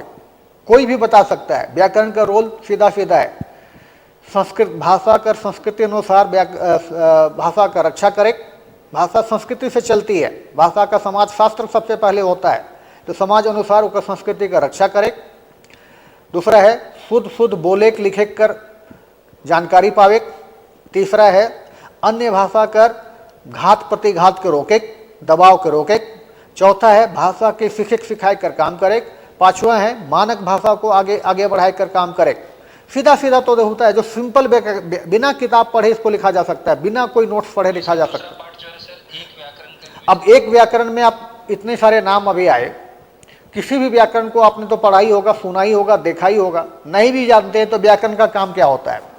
व्याकरण का रोल होता है ध्वनि संबंधी विशेषता को बताना। व्याकरण का रोल होता है शब्द संबंधी विशेषता को बताना। व्याकरण का रोल होता है वाक्य संबंधी विशेषता को बताना।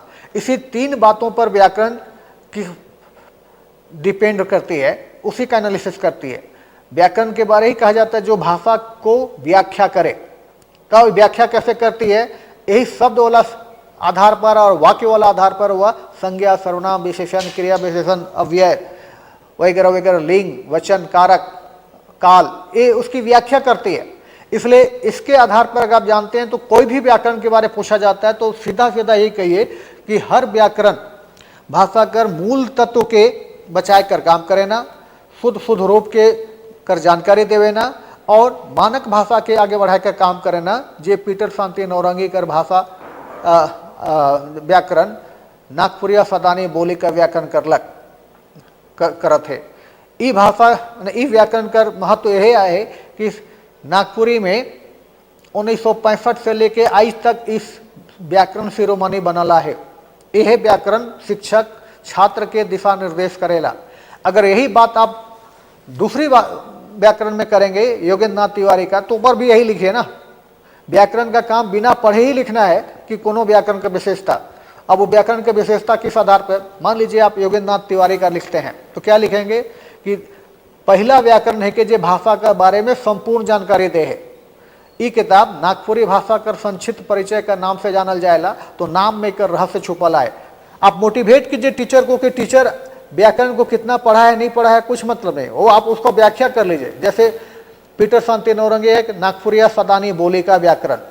अब वहाँ पर सीधा कह सकते हैं कि पीटर शांति नौरंगी नागपुरिया भी कह लें, सदानी भी कह लें, बोली भी कह लें, सिखने नागपुरी का हस्र बोली के रूप में रहे, साहित्य बने कर गुंजाइश में या मानक भाषा बने कर गुंजाइश में पीटर शांति नौरंगी तनिक देरी से आल है। यह काम के पूरा करे में योगेंद्र नाथ तिवारी हमारे कर बीच में आल है। आपके पास में हजारों शब्द है जिसको आप बना सकते हैं। चलिए कोई और सवाल कहने का? सर ये क्वेश्चन कंप्लीट नहीं हो पाया सर, तीनों टेस्ट सीरीज में सारा क्वेश्चन मतलब नहीं हो पा रहा था 3 घंटे। देखिए ये तो पर्सनल है, आपकी कलम नहीं चलती है। मैं तो लाइव क्लास में इसलिए आया हूं कि आप सवाल के आधार पर, टेस्ट में मैंने प्रैक्टिस कराया है। क्वेश्चन तो मैंने क्लास में, जब आप वीडियो भी देख रहे होंगे, ऑनलाइन भी होंगे, तो मैंने बता दिया कि सवाल आएगा तो आएगा। जैसे मैंने कहा है कि पद विकास से सवाल आएगा, तो पद विकास में क्या सवाल आएगा? उसमें 2 ही सवाल आते हैं कि राम काव्य, कृष्ण काव्य, निर्गुण काव्य। वहां से एक सवाल आएगा आपके लिए, कृष्ण और निर्गुण ज्यादा इंपॉर्टेंट है। नागपुरी में कृष्ण का परंपरा का विकास का लखे हुए कोनो एक कविकर परिचय बताऊ जे इकर योगदान में विशेष रूप से जानल जाए ना, तो घासीराम सीधा है। अब निर्गुण काव्य में नागपुरी काव्य का निर्गुण काव्य का विशेषता है, इस क्वेश्चन को कर लीजिए। उसी क्वेश्चन के सब्स्टिट्यूट में बताया है कि कोनो एक पद विधा कर संक्षेप में परिचय दो, पद से का समझेला, पद में जरूरी तत्व का होए ना, या कौन कौन विधा है, कोनो एक विधा कर क्वेश्चन कंप्लीट होंगे। आपके लिखने की स्पीड बनेगी। हिंदी में जिस तरह से लिखते हैं नागपुरी में भी लिखे। आपको शॉर्ट नोट्स 150 शब्द में, कम से कम 200 शब्द, 180 से 200 शब्द में लिखना है। 1.5 से 2 पेज लिखने में कंजूसी करेंगे बंदो, परीक्षक आपके साथ वही काम करेगा। 7 नंबर का क्वेश्चन आपको 3.5 नंबर देगा जो मैंने दिया है। आप थोड़ा सा बढ़ाइए। मटेरियल कैसे बढ़ाइएगा? आपको पॉइंट डिस्कस करना है, पॉइंट का प्रयोग ज़्यादा कीजिए। परीक्षा में दिखाया जाता, दिखाने की कला आनी चाहिए, जानने की कला आपको आती है, उसको आप छोटे छोटे वर्ड में लिखकर संजो कर रखते हैं, 1 पेज में भर दिया, आप उसको 1.5 पेज 2 पेज बनाइए, निकलेगा। आप उसमें बुलेट पॉइंट का इस्तेमाल कीजिए, पॉइंट का इस्तेमाल कीजिए, निकलेगा। कोटेशन को अगर कहीं बदलना है तो बदलिए, पैराग्राफ को छोटा कीजिए, कैसे नहीं बनेगा। कवि परिचय में भी लिखना है तो आप उसके लिए लंबा आंसर लिख सकते हैं, सभी जगह लिखा जा सकता है। मेरे कोई भी नोट्स छोटे नहीं है, तो उस छोटे नोट्स को मैंने क्यों बड़े नोट्स मैंने क्यों लिखा है आपको? आज वही नोट्स आपको काम आएंगे कि कम से कम उसमें बहुत सारे कॉन्सेप्ट हैं, हर नोट्स का पैराग्राफ अलग अलग है, उस पैराग्राफ में ही क्वेश्चन छुपा हुआ है। अगर मान लीजिए पूछा जाता है कि राम काव्य परंपरा का बड़ कवि कौन है, कहें तो राम काव्य के बारे में जानना चाहिए। अगर उसको मिला दिया भक्ति और सगुण भक्ति का समन्वय या सगुण भक्ति और निर्गुण भक्ति का समन्वय नागपुरी काव्य में मिलेला, तो क्वेश्चन तो मैं हजारों बता दूंगा। आपके परीक्षा के लिए लॉन्ग क्वेश्चन में पोइट्री भाग से एक क्वेश्चन, बड़ा क्वेश्चन 20 नंबर का आएगा, और एक क्वेश्चन गद्य भाग से आएगा जिसमें श्रेष्ठ निबंधकार डॉक्टर विशेश्वर प्रसाद केसरी, श्रेष्ठ नाटककार डॉक्टर गिरिराज और श्रेष्ठ कहानीकार प्रफुल्ल कुमार राय। उसको 2 पार्ट में मैंने बांटा है। ऐसा तो नहीं है कि आप लोगों के पास नोट्स नहीं होगा, आपके पास नोट्स है, आपके पास में उसको यूज करने की ताकत होनी चाहिए। आप क्वेश्चन जो मांगता है उसको पहला पैराग्राफ में एडजस्ट कीजिए, उसके डिमांड के आधार पर। फालतू बातें लिखेंगे तो वहाँ पर नहीं। पहला क्वेश्चन डिमांड, पहला मैटर होता है कि क्वेश्चन के दिए गए बातों को समझकर एक पैराग्राफ को आपको ट्विस्ट करना ही है। उसी ट्विस्ट को दिखाने के लिए मैंने आपको क्वेश्चन बदला था, भाषा बदल दिया कि अव्यय कर व्यवहारिकता, तो यहाँ पर बदलूंगा मैं, सब जगह बदलूंगा। परीक्षा को यही करेगा कि 2 पार्ट में लॉन्ग क्वेश्चन को बदलेगा। तो राम काव्य, कृष्ण काव्य, निर्गुण काव्य, मैंने बता दिया कि कृष्ण और निर्गुण इंपॉर्टेंट है, तो वहाँ से सब्जेक्ट बनेंगे। तो बनेंगे तो आप उसको जैसा चाहिए, निर्गुण में किसको लिखेंगे आप? आपके लिए पहला ही बनक्योरा में पहला ही आर्टिकल है समरोह सतगुरु का नाम, वहाँ से आप 4 पंक्ति शुरू का ही याद कर लीजिए कि सब प्रसंग व्याख्या में भी वो काम आएगा। दूसरा है सोबरन साय, तीसरा है अर्जुन सिंह, चौथा है रुंगटू मलार। ये 4 आदमी का एक एक पंक्ति, 2-2 पंक्ति जान लीजिए। आपके 20 नंबर का सवाल में 17 नंबर 18 नंबर मिलेंगे। नागपुरी में नंबर देने की कंजूसी नहीं होती है, लेने की कंजूसी आप कर लेते हैं। आप लिखिएगा, नंबर बढ़ेगा। तो इसलिए यहाँ पर कहानी लिख रहे हैं, नाटक लिख रहे हैं, निबंध लिख रहे हैं, जिस पर भी पूछा जा रहा है उसको एडजस्ट कीजिए ना। गद्य विकास की सारी दारोमदार निबंध पर है। नागपुरी में सैकड़ों कहानियां छपी हैं, आप उसमें नाम गिनाइए ना, और जो नाम गिनाएंगे एक एक लाइन में होना चाहिए। कहिए कि मान लीजिए नाटक पूछ रहा है, कहिए कि नागपुरी में नाटक साहित्य का दर्शन या नाटक साहित्य का जानकारी हेठे देवल किताब से लेवल जाए सकेला, कुछ भी मांग रहा है वहाँ पर आप उसको मेंशन करने का तरीका देखिए। नागपुरी में फलना फलना नाटक बड़ा काम करा है, जे नागपुरी समाज कर झलकी प्रस्तुत करे ना। 5-6 नाटक का नाम लीजिए ना। महादान, असुर कन्या, अखरा निदाय गिलक, महाराजा मदरा मुंडा, मारंगोगे जयपाल सिंह।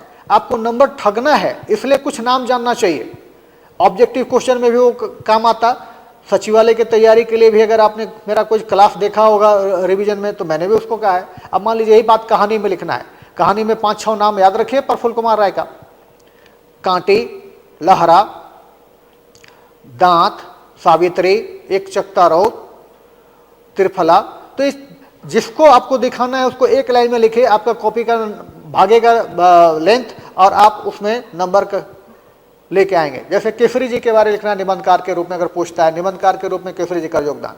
नेहरू लोट ऑफ सांस्कृतिक अवधारणा के बारे में मैंने बहुत डिटेल लिखाया है कि उनके 7 निबंध है, 7 को एक लाइन में लिखे ना। भाषापन भाषा, तीहा, दुख के शोक, थेथर, रहस्य, गुणवत्ता माने सांस का खेल, और नेहरू लोट ऑफ सांस्कृतिक अवधारणा। तो मैं जानता नहीं हूं, आप सवाल पूछते हैं तो मुझे थोड़ा याद आता है। आप तो पढ़ रहे हैं, परीक्षा के लिए है, आपका टर्निंग पॉइंट है इस पार या उस पार, तो आपको तो जान लगा देना है। आपको तो वही काम करना है जो मैराथन काम होता है कि लास्ट मोमेंट में आपको हुसैन बोल्ट बनना है कि आप 100 मीटर का रेस जिस तरह से जीतने के लिए प्रयास करते हैं, अभी भी आपके पास में 3 दिन का वक्त है, दिक्कत नहीं है। दूसरा कोई क्वेश्चन कहने का?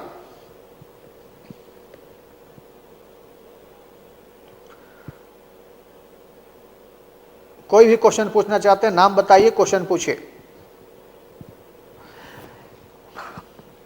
अगर आपके पास क्वेश्चन नहीं है तो मैं थोड़ा और खुलासा कर देता हूं।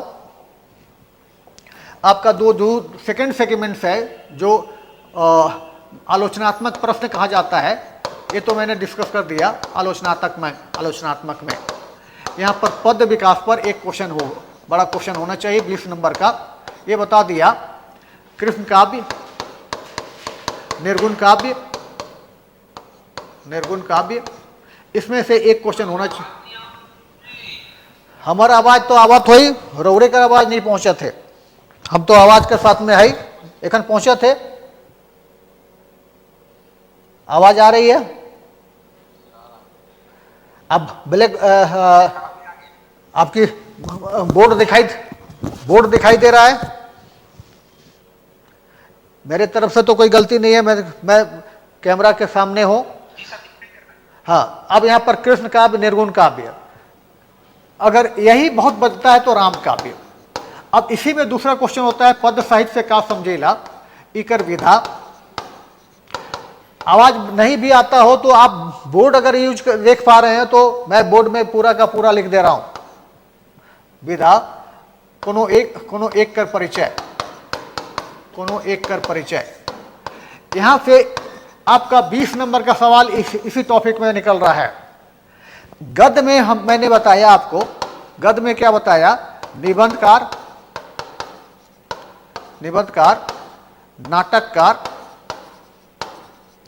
नाटककार और कहानीकार। तो इसके साथ व्यक्ति को अगर आप जोड़ना चाहेंगे तो जोड़ सकते हैं। डॉक्टर केसरी, डॉक्टर गिरिराज और प्रफुल्लदा या प्रफुल्ल कुमार राय। अब इनको अगर आप ध्यान से रखते हैं 3 पर तो निकल जाएगा। सबसे बड़ा क्वेश्चन यही है। अगर उपन्यास पूछेगा तो उपन्यास में भी आपके पास में लिखने के लिए बहुत तरीके हैं। 5-6 उपन्यास तो है। शंकर गोटे की जिंदगी, उसके बाद चक्री, तीसरा है दखल दहानी, चौथा है सरईगाड़ा, 5वां है आपका सातों नदी पार और छठा है पुगरी। बस इतना उपन्यास के बारे में किसी एक का अगर संक्षिप्त नोट्स में देता है तो आपको गिफ्ट हो जाएगा। इसलिए आप नोट्स को रटिए नहीं, समझने का प्रयास कीजिए, निकल जाएगा। तो यहां पर 20-20 क्वेश्चन नंबर खत्म हो गया। इसलिए यहां पर आपके लिए ज्यादा महत्वपूर्ण नहीं है। अब आपके लिए जो नेक्स्ट सेगमेंट आता है लोक साहित्य का या खंड ख लोक साहित्य का, यहां पर मैंने कहा है कि इसमें भी शॉर्ट नोट्स थोड़े होते हैं। इसका समझ लीजिएगा तो आपका स्किल डेवलपमेंट हो जाएगा। पहला यहां पर लोक साहित्य और शिष्ट साहित्य में अंतर।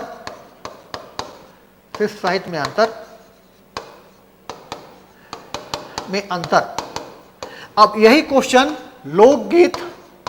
लोकगीत और शिष्ट गीत में अंतर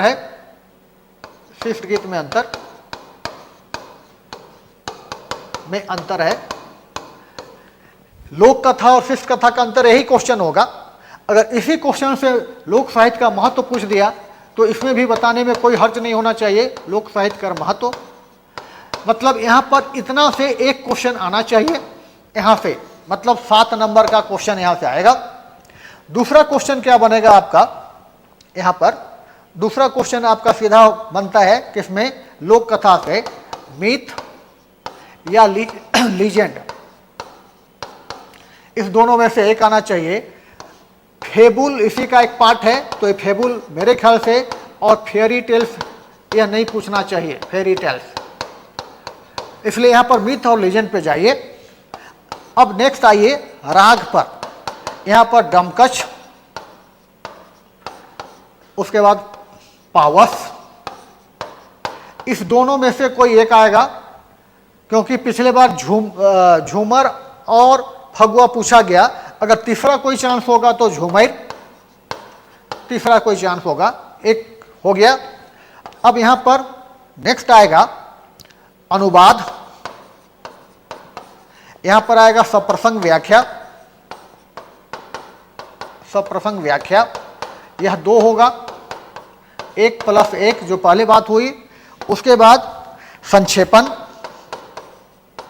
संक्षेपण, और इसके बाद अपठित अंश, अपठित अंश। तो यह जो इतने सवाल हैं यहां से कितना 7 × 5 बराबर 35 नंबर के सवाल यहां पर आपके लिए फिर आ गया। तो आप यहां पर जिसको आप उचित समझेंगे उस आधार पर आप काम करेंगे। आप यहां पर मिथ, लीजेंड, डमकच, अनुवाद, स्वप्रसंग व्याख्या और संक्षेपण, इतना पे तो आप जाइए। ये आपका बिना मेहनत का स्किल डेवलपमेंट है, बिना मेहनत का। इसलिए आप मेहनत करना सीख जाते हैं तो हो जाएगा। अपठित अंश से बचने का प्रयास कीजिएगा। अगर 20 नंबर का क्वेश्चन पिछली बार की तरह नहीं पूछेगा, लेकिन बचने का प्रयास कीजिएगा। संक्षेपण कीजिएगा, और संक्षेपण में मैंने बताया है कि उसमें बॉक्स नहीं बनाइएगा।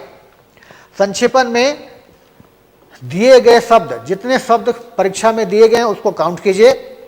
संक्षेपण जहां शुरू करते हैं वहां दाहिने साइड में देवल शब्द संख्या लिखे, उसके बाद उसके नीचे शीर्षक लिखे, और शीर्षक में शीर्षक मत लिखे, खाली उसको इन्वर्टेड कॉमा में उसका टॉपिक लिखे, क्योंकि शीर्षक आप बहुत सारे लोग लिखते हैं और उसमें शीर्षक में ही स्पेलिंग गलत हो जाता है, तो परीक्षक वहीं पर आपका 2 नंबर तो काट दिया। अब 7 नंबर में 5 नंबर आपका आया। अब 5 नंबर में आप शब्दों की संख्या गलत लिख रहे हैं तो 1 नंबर 2 नंबर गया, मतलब वहां पर आप अपना नंबर कम करेंगे। इसलिए वहां पर फॉर्मेट को पूरा करेंगे तो नंबर आपको मिल जाएगा। तो वहां पर फॉर्मेट पे जाइए। अब दूसरी बात कहां आई कि संक्षेपण में 1/3 लिखना है, मतलब 1/3 उसको 3 से भागा दीजिए, जो आएगा उस आधार पर लिखे। अब उसके बाद में लास्ट में देवल शब्द संख्या, संक्षेपण करल शब्द संख्या दूसरी ओर, सिर्फ फॉर्मेट पूरा कीजिएगा तो 7 नंबर में से 3 नंबर तो आपको मिल रहे हैं। संक्षेपण किए गए जो शब्द संख्या है उसमें थोड़ा उतार चढ़ाव होता है, तो पर भी उसमें 2 नंबर 3 नंबर मिलते हैं, मतलब संक्षेपण में 7 में से 6 नंबर मिलेंगे। इसलिए नंबर बढ़ाने की गणित आपके पास में है, आप कर सकते हैं। तो ये शॉर्ट नोट्स के क्वेश्चन यहाँ है जिसको आप अच्छी तरह से देख सकते हैं। फिर संक्षेपण में जो उसका भावार्थ रहेगा उसको हम चेंज कर सकते हैं या उसी में से छांट लिखना है? उसमें छांटना है। संक्षेपण में करना क्या है, आप उसका भावार्थ नहीं लिख रहे हैं, आप उसका विश्लेषण नहीं कर रहे हैं, उस बात को छोटा कर रहे हैं, फालतू बातों को काट छांट के अलग कर रहे हैं। मतलब आप जो भी लिखेंगे उसको हम भावार्थ माने या काट छांट के माने, वहां पर नंबर आपका 3 नंबर में से 2 नंबर मिलेगा। इसलिए आप उसको अलग से दिमाग, वो क्या है कि कंक्रीट वह शब्द है जिसकी पुनरावृत्ति ना हो। संक्षेपण करने के लिए मैंने किताब आपको दिया था, आपके लिए यह किताब था नागपुरेकर मानक व्याकरण, और मैंने क्लास में भी बताया है। तो आपको यह जानकारी चाहिए कि इसके आधार पर संक्षेपण करने के लिए नियम बना दिए गए हैं, तो वहां पर फालतू बातों का अभाव हो। दूसरी बात है कि सरल वाक्य का प्रयोग मत करें, मिश्र वाक्य और संयुक्त वाक्य का प्रयोग करें, विराम चिन्ह का अच्छा प्रयोग करें, संक्षेपण अच्छा जाएगा। संक्षेपण में अभी तक जितने भी टेस्ट हुए हैं संक्षेपण में ही सबसे ज्यादा नंबर दिया हमें, क्योंकि संक्षेपण लोगों ने समझ लिया है, लेकिन उसको बॉक्स बना के लिखने का प्रक्रिया गलत है। बॉक्स मत बनाइए। आप बॉक्स बनाते हैं तो टीचर को कोई ज्यादा उसमें प्रतिक्रिया नहीं होगी, लेकिन वो अच्छा नहीं लगता, उस क्वेश्चन को बॉक्स क्यों, दूसरे को क्यों नहीं। इसलिए बॉक्स वाला में जो आप बॉक्स बना रहे हैं, लाइन खींच रहे हैं, तो आपका 1.5 मिनट का टाइम, 1 मिनट का टाइम जा रहा है। 1 मिनट में तो 4 सेंटेंस आप लिख सकते हैं। इसलिए लिखने में कंजूसी नहीं, सवाल अगर आप छोड़ के आते हैं तो आपके लिए हानिकारक है। तो अब अनुवाद करना है। अनुवाद में हिंदी के कोई अगर शब्द, बड़े शब्द आ रहे हैं, हिंदी की तरह रखिए ना। सर्वनाम अपना होना चाहिए, विशेषण अपना होना चाहिए, और क्रिया रूप अपना होना चाहिए, काल अपना होना चाहिए। तो आप उसके आधार पर जाइए। और आधुनिक नागपुरी का मानक व्याकरण में मैंने वाक्य का अंत करने का तरीका भी आपको उसमें सजेस्ट किया है, उसमें आप देख लीजिए। अभी भी समय है, नहीं होता है तो छोड़ दीजिए। अब आप नेक्स्ट क्वेश्चन के लिए जो आइए, जो लॉन्ग क्वेश्चन है उसमें देखिए। यह लॉन्ग क्वेश्चन जो आपका एक आएगा, यहाँ पर अन्य भाषा का प्रभाव से आ सकता है। अन्य भाषा का प्रभाव जो पिछले बार आया, अब इसमें लोकगीत से एक टॉपिक होगा, लोकगीत कर विशेषता, कर विशेषता से एक टॉपिक होगा। अब इसी विशेषता को प्रकृति चित्रण में बदल दीजिए, प्रकृति चित्रण यहां से निकल जाना चाहिए। उसके बाद फिर कहां से आएगा, काल विभाजन पर एक आध क्वेश्चन होना चाहिए, काल विभाजन पर, लेकिन यह दोनों में से एक आएगा। लोकगीत वाला तो अलग सेगमेंट्स है इसलिए वो आएगा ही। उसके बाद कवि परिचय में एक आध ठो और आ सकता है, यहाँ पर ऊपर में कवि परिचय नहीं था। कवि परिचय में आपको देखना है कंचन, घासीराम, शारदा प्रसाद शर्मा,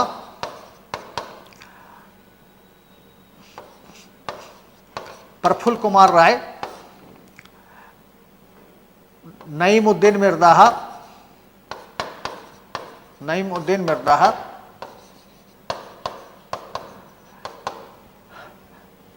और बहुत हुआ तो लाल रणविजय,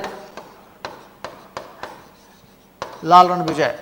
यहां से आपको एक ही सवाल 20 नंबर का होगा, तो इन दोनों से ही या इन तीन में ही मुझे लगता है कि हो जाएगा। इन तीन पर विशेष ध्यान दीजिए, बाकी को थोड़ा कम ध्यान दीजिए। तो अब क्वेश्चन ही नहीं बनता है आपको। अगला क्वेश्चन कुछ होगा तो निबंध, निबंध में भी बताया गया है कि एक पर्व तिहार से मतलब करम से या फगुआ से, एक मातृभाषा या संपर्क भाषा से एक क्वेश्चन आएगा, मातृभाषा का महत्व या मातृ संपर्क भाषा रूप में नागपुरी या नागपुरी भाषा विकास का संभावना। तो एक क्वेश्चन निबंध पर होगा। इसके बाद तो आपके पास खत्म हो गया, आपके पास समय ही समय है, इसलिए लंबा क्वेश्चन नहीं, लंबा आंसर नहीं जाएगा, आपका आंसर थोड़ा थोड़ा समझदारी के साथ जाएगा। अनुवाद कीजिएगा, छोटा है, संक्षेपण कीजिएगा, छोटा है, अपठित अंश आएगा तो वो भी छोटा है। तो ये 3 क्वेश्चन तो छोटे हो गए। अब आपके पास इस आधार पे तैयारी करने की जरूरत है, जो आपको आना चाहिए। किन्हीं का और कोई सवाल है?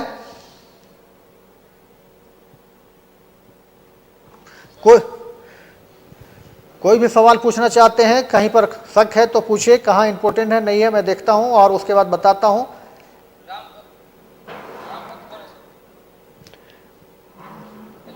हाँ,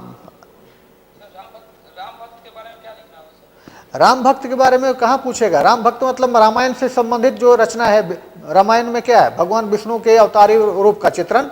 राम भक्ति काव्य परंपरा में कौन कौन है? तो आपको खंड काव्य वाला सेगमेंट उठा के देखिए, लंका कांड लिखा गया 2-2, आपको मिल जाएगा वीर राघव चरित, लव कुश चरित, ये सब तो मिल जाएगा, वीर राघव चरित, लव कुश चरित। उसके बाद आपको और भी रचना मिलेगी कहाँ से? तो वहाँ पर रामायणी सीतायन। तो इतना से अगर आप सिर्फ कवि के बारे लिखते हैं, राम भक्ति काव्य परंपरा लिखना है तो सबसे आसान क्वेश्चन होगा, आप सीधा लिखिए कि राम भक्ति काव्य परंपरा में महाकाव्य और खंड काव्य दुइयों मिले ना, साथ ही साथ हजारों गीत का रचना इकर में देखल जाएगा। महाकाव्य के रूप में रामायणी सीतायन, खंड काव्य के रूप में सीधा सीधा आप लिखिए लंका कांड को 2 बार लिखिए, जय गोविंद मिश्र और कंचन। उसके बाद वीर रामायण बालकांड, वीर राघव चरित। तो ये सबका नाम दीजिएगा तो आपका प्रेजेंटेशन बनेगा। उसी तरह से कृष्ण काव्य में भी जोड़ कर रखिए तो यहाँ पर होगा। सवाल आप में से किसने पूछा? नाम बताइए अपना।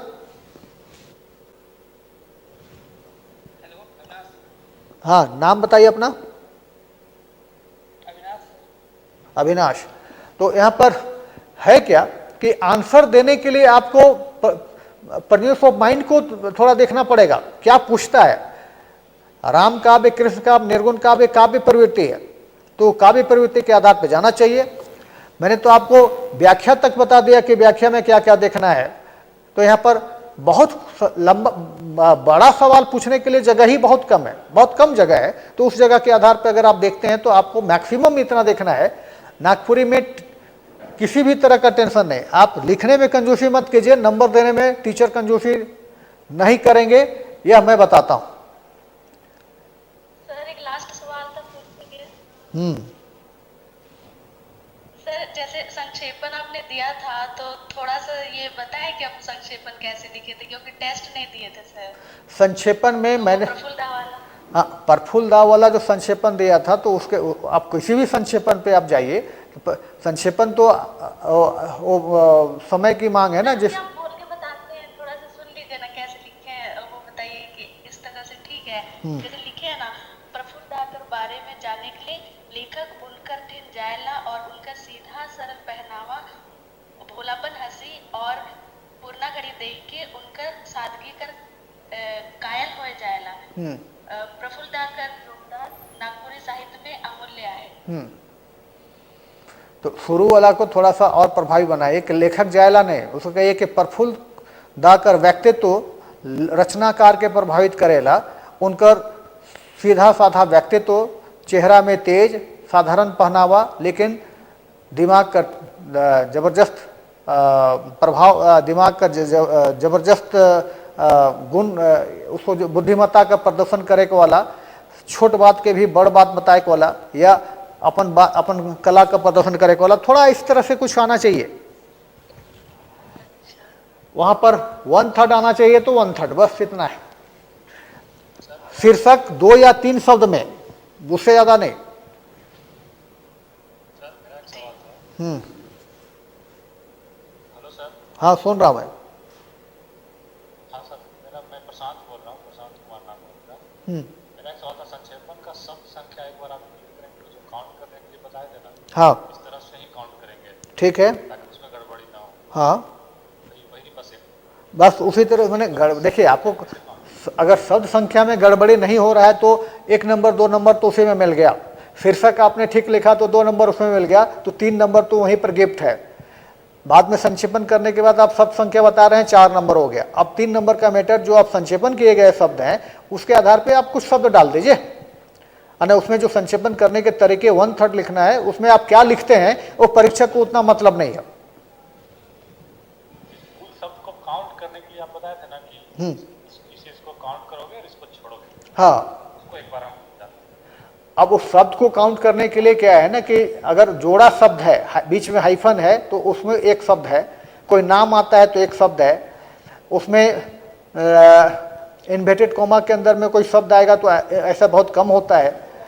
तो इसलिए वहाँ पर बहुत ज़्यादा नहीं, सब उसमें आपको सहायक क्रिया को भी जोड़ना है, और लिखा हुआ है तो उसको भी जोड़ना है, ना लिखा हुआ है तो भी है, लिखा हुआ है तो उसको भी जोड़ना है। मतलब वहाँ पर शब्द, अगर नाम है तभी एक शब्द होगा, कोई शीर्षक है तब एक शब्द होगा। तो शीर्षक तो आपको लिखना नहीं है, नाम लिखना है भी नहीं है, आप उसको उस आधार पर देखेंगे। इसलिए संक्षेपण में शब्दों की संख्या बहुत ज़्यादा गलत नहीं होती। में डैश वाला जो शब्द रहेला गुरुजी वो एक एक गिनाइला नहीं और माने जैसन आइज खाइल। हाँ, तो वो जोड़ा शब्द होलक नहीं, बीच में डैश में गेला। हाँ, तो वो जोड़ा, एक एक गिनाई नहीं तो वो जोड़ा शब्द होलक तो एक शब्द गिनाई, ठीक है। जरूर आवाज, जोड़ा शब्द होई तो एक शब्द है। जरूर आवाज नहीं आती। हाँ, रोर आवाज आवत है, हमर भी आवाज जात होई, जोड़ा शब्द होई तो एक शब्द होई, ठीक है। चलो ज्यादा दिक्कत न खे, रोरेवन समझदार आई, इतना दिन से तैयारी करा थी, परिपक्व है, अपन आधार पर जे भी ध्यान देखा है देव भगवान साथ देवेला के कर, जे मेहनत करे ना उके।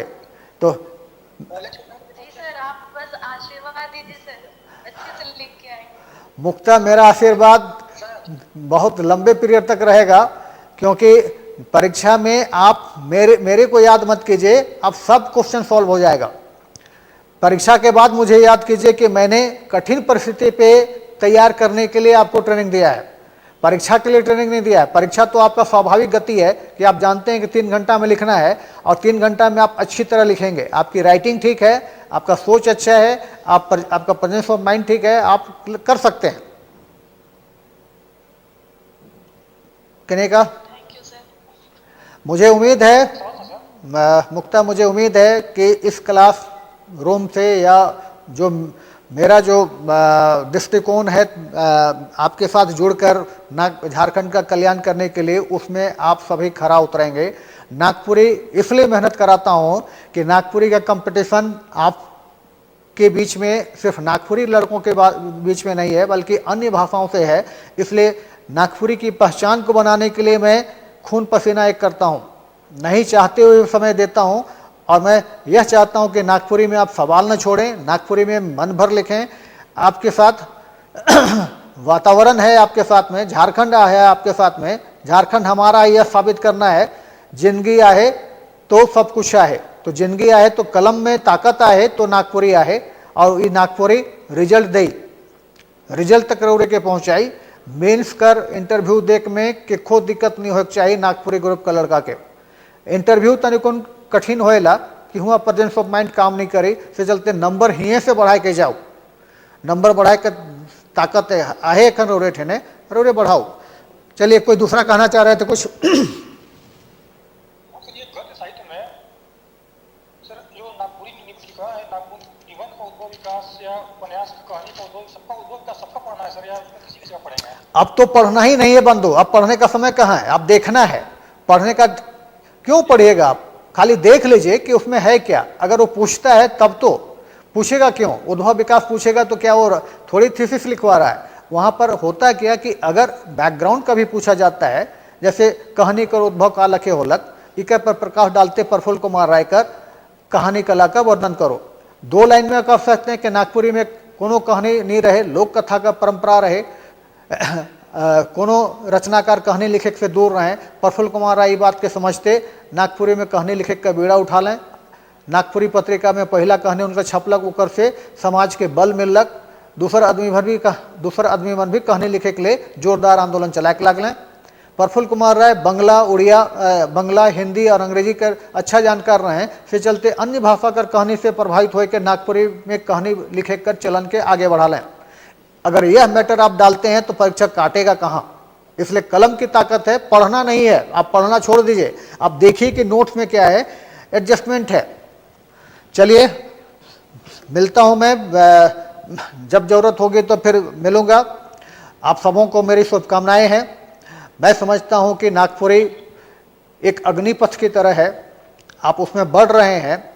वो आपके लिए एक रोड मैप तैयार की है, उस रोड मैप पे खरा उतरने के लिए अपने पर विश्वास कीजिए, अपने राइटिंग स्किल पे विश्वास कीजिए, बात को बदलने का कोशिश कीजिए, रटने का कोशिश मत कीजिए। नागपुरी आपको गंतव्य तक पहुंचाएगी। आज तक मैंने नागपुरी के लिए जो किया है, मैं यही देखता हूं कि सिंपल से सिंपल विद्यार्थी, एकदम साधारण से साधारण विद्यार्थी नागपुरी में अच्छा नंबर लाके इंटरव्यू देकर पास कर जाते हैं। तो आप विशेष हैं, अपना विशेष पहचान बनाइए। चलिए, धन्यवाद, जोहार। आपसे दोबारा फिर कभी मुलाकात होगी किसी बहाने से, तो फिर मिलूंगा मैं। तब तक के लिए जोहार।